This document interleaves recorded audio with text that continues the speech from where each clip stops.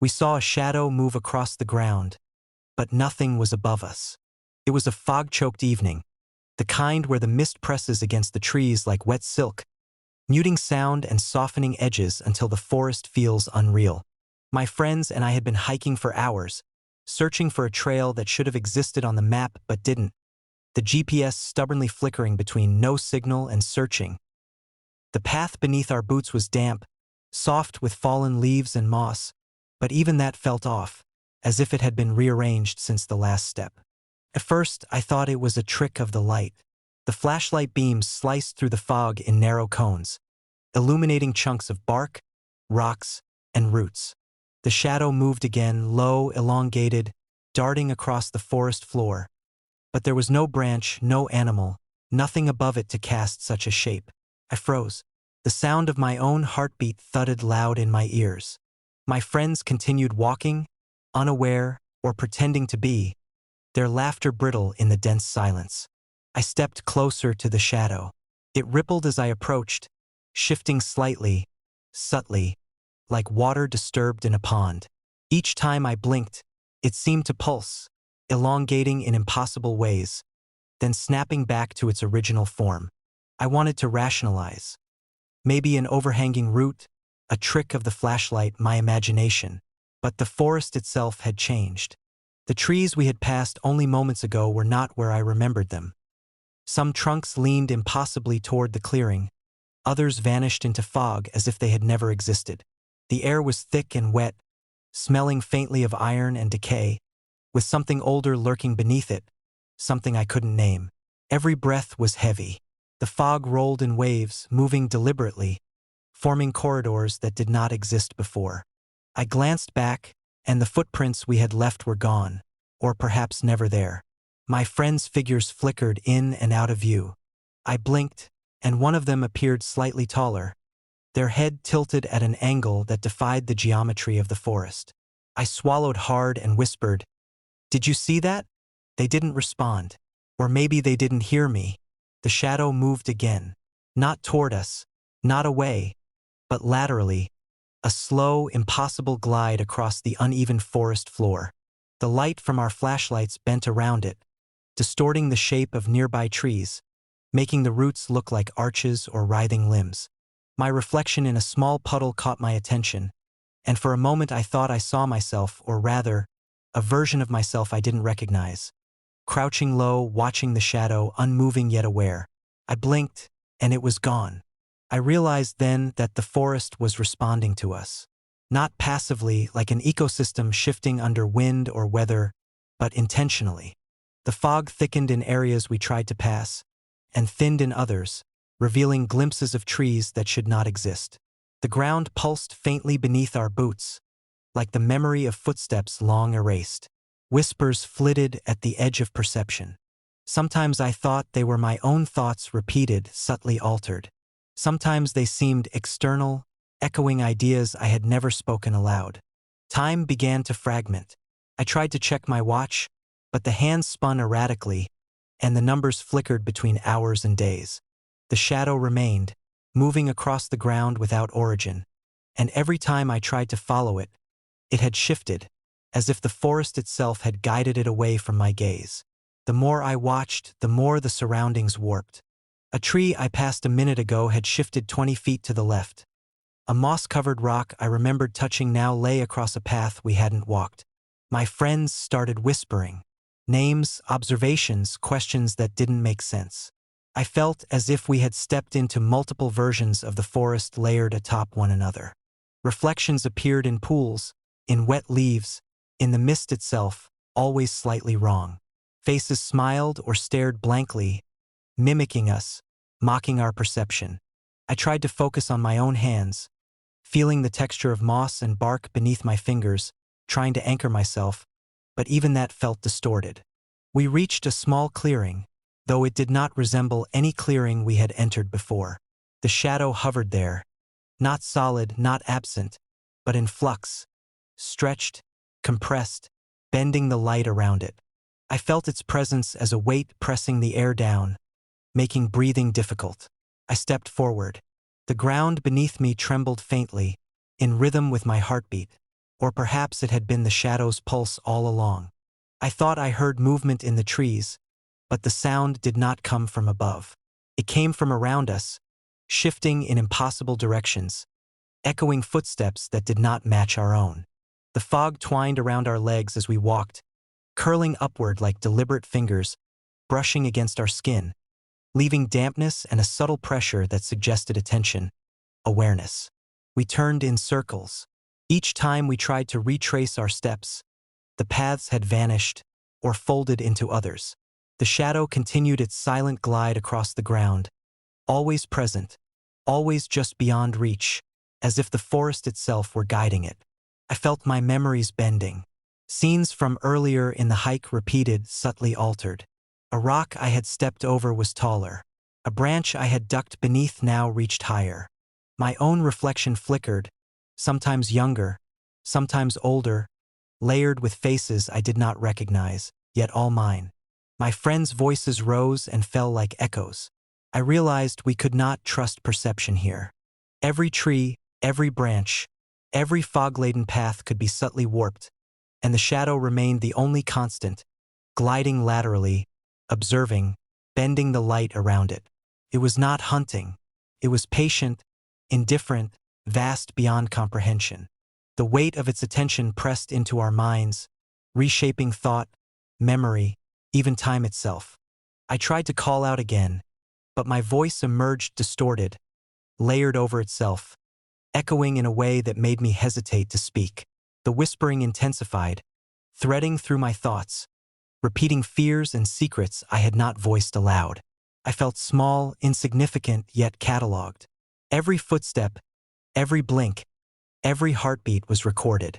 We reached a river we did not recognize, though it was familiar, yet wrong. The reflection in the water was not just ours. It was the forest, bending, stretching, alive. Trees swayed away from unseen forces. Roots writhed slightly beneath the surface, just enough to suggest life.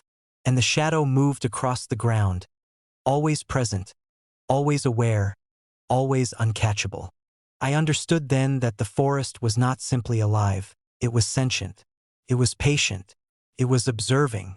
And we had been marked the moment we saw the shadow. Not hunted, not pursued, but catalogued, integrated into a memory older than us, older than the forest itself. I felt the awareness of something immense, ancient, indifferent, recording our presence, bending reality subtly around us, ensuring that we would remember it, or perhaps forget incorrectly. We did not speak again. The fog thickened, curling higher, enclosing us in a tunnel of mist and shadows. The trees leaned outward in arcs, forming channels where nothing moved yet movement was implied. The shadow crossed the ground one last time before fading into the fog, leaving the impression of something vast and omnipresent. We continued walking, though we knew the paths no longer existed. Every step reminded us that the forest was watching, waiting, patient beyond comprehension. And though we could not see it, the shadow had not left. It had only shifted, cataloging us, marking us, embedding our presence into the living, breathing memory of the forest. We were no longer merely visitors. We were recorded, observed, integrated, and the forest remembered. Something huge breathed just beyond the Treeline. We had been walking for hours, the forest thick with fog so dense it seemed to swallow the sun entirely, even though it was late afternoon. The trees leaned inward, their trunks twisting unnaturally, branches curling like deliberate gestures, as though the forest itself were exhaling around us. Every step we took pressed into moss and fallen leaves that felt impossibly soft, like the ground had become memory rather than soil. The first time I noticed it, I thought it was wind, a deep, resonant exhalation that pressed against my chest, vibrating through the soles of my boots. But there was no breeze. The fog pulsed in gentle waves, rising and falling in rhythm with the tremor beneath us. My heartbeat synced without intention. Each inhalation matched the subtle press of air that carried a faint metallic tang. I stopped and listened. The forest was too still. No birds, no insects, not even the faint rustle of leaves. Only the pulse of the earth, a low thrum, and the fog, moving as if inhaling and exhaling in perfect coordination. The trees shifted ever so slightly, bending away from a space I couldn't see, forming channels that guided the mist in patterns I could not anticipate. I turned to my companions. Their faces were pale, eyes wide, lips parted as though they too could feel the pressure of whatever was breathing just beyond the Treeline. One of them whispered something I didn't catch at first, a phrase that seemed my own thought reflected back at me. I realized with a chill that the forest was echoing my mind, mimicking internal dialogue, twisting it, making me question which thoughts were mine. The fog thickened, rising above my knees, then waist, curling around the trunks and roots in spirals that made the terrain almost unrecognizable. Every tree we passed had changed subtly, their trunks leaning further than before, roots jutting at angles that should have been impossible. I stumbled over one, catching myself against a root that seemed taller than it should have been, my reflection caught in a puddle beside it, and the reflection was not mine alone. I saw myself with longer arms, wider shoulders, and a face that mirrored not only my own, but a version I didn't recognize. We pressed forward, but the forest seemed to shift around us. Branches I had passed moments ago appeared where they should not have been. Rocks and moss patches rearranged themselves. Each step sent a pulse through the ground, and each pulse resonated with the fog, which rose and fell in synchrony, like lungs inhaling and exhaling. My boots felt heavy, as though the forest was pressing back, testing our presence. The breathing grew louder, though it was never violent. It was massive, indifferent, not threatening, but impossible to ignore. It carried through the fog, a low, wet exhalation that made the very air tremble. The ground beneath us vibrated in gentle waves, each tremor perfectly timed with the inhale and exhale. I felt it not just in my feet, but in my chest, my spine, my skull. It was an ancient rhythm older than memory, and it did not care about us. We reached a clearing, or perhaps it was a clearing, though it was unlike any I had ever seen. The fog rolled outward from a central point, curling back upon itself. Shadows stretched along the edges of the mist, elongated and bent in impossible angles. My reflection appeared in a small pool of rainwater, but this time, the figure that stared back was not quite human. Taller, broader, features indistinct yet familiar, layered with the shape of the forest itself. I blinked, and it was gone. Or perhaps it had never left. My friend's whispers rose in unison with my thoughts. Names, observations, questions we hadn't voiced aloud. I felt memory slipping. I remembered a path we had walked 5 minutes ago, or maybe 5 hours. The same tree appeared twice, yet in one memory it leaned left, in the other, right. A fallen branch we had passed was now vertical, jutting toward the fog. The forest bent and stretched subtly, as if reacting to our awareness of the breathing just beyond the Treeline. I tried to speak, to call out, but the words caught in my throat. My voice echoed back in the fog, layered, distorted, repeating things I had never said aloud. The fog pulsed in response, undulating like a diaphragm. The forest exhaled, and the rhythm of the ground beneath my boots shifted slightly, like the pulse of something enormous moving beneath the surface. I wanted to leave, to turn, to run, but the path had vanished, folding into itself. Every route we took returned us here, to the same clearing, to the same fog, to the same impossibly bent trees. The breathing deepened, filling the spaces between the trunks with presence. I felt the entity, not just sensed it. Its exhalations pressed the fog into corridors, each pulse rearranging the forest subtly, guiding our movements. It was vast, incomprehensible, older than the hills, older than the trees, older than memory.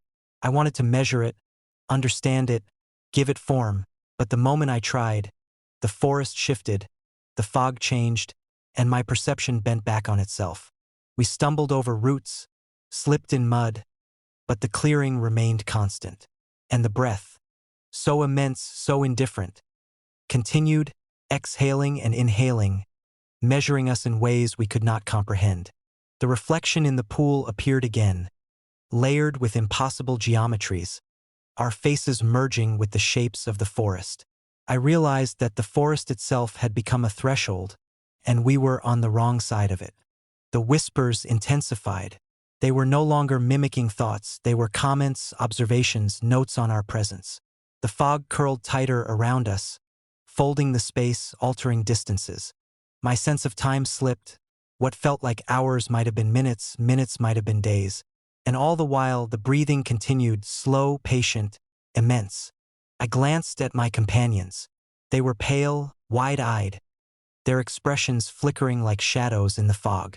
One of them stepped forward, and the ground beneath them pulsed violently, sending a vibration up my legs. The fog thickened at their feet, curling inward, obscuring the space beyond. I wanted to warn them to stop, but I understood. The entity had noticed us. It had catalogued us. The forest itself had registered our intrusion. We did not speak again.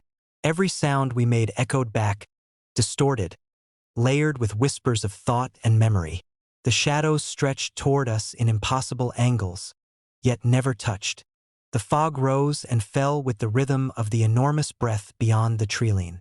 I realized, with a chill that hollowed my chest, that we had crossed into a space that was not meant for human perception. That breath was not intended for human ears, and yet it pressed into our minds, indifferent, observing, vast. We moved slowly, deliberately, trying to leave, but every step brought us back to the same spot. The forest had become a living memory, and we were its record. Every reflection, every tremor, every whisper confirmed it. We were catalogued, marked, integrated into something far older than ourselves. I do not know if we will leave. I do not know if leaving matters. The fog curls still, the trees bend, the ground pulses, and the breath continues. Immeasurable, patient, indifferent. We have been seen, and the forest remembers.